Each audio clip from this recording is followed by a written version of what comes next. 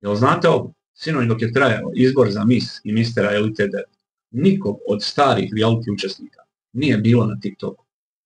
Možda su svi gledali izbor za Miss i Mistera, a možda i nisu. Ne znam, ali zanimljivo da nikoga nije bilo na TikToku. Ali zato su na TikToku Filip i Anđela imali meč i Anđela je pobjedila. I to duplo više coinsa imala od Filipa. Ja sam tako i očekivao, ali sada ide ono glavno. Tabloidi pišu da je Bora Santana izjavio kako će Anđela i Gastos da budu voditelji na televiziji. Ali on dodao tu da sumnja da će Gastos moći rano da ustaje na posao. Zato ja sumnjam da će oni uopšte da budu voditelji. Ne znam. Ali bilo bi mi drago da Anđela bude voditeljka na televiziji. Da iskoristi svoju popularnost i to je to. A ovo na TikToku, ona jeste pobjedila Filipa, ali ona sad treba da podigne te coinse. Ona je više hiljada evra zaradila na TikToku.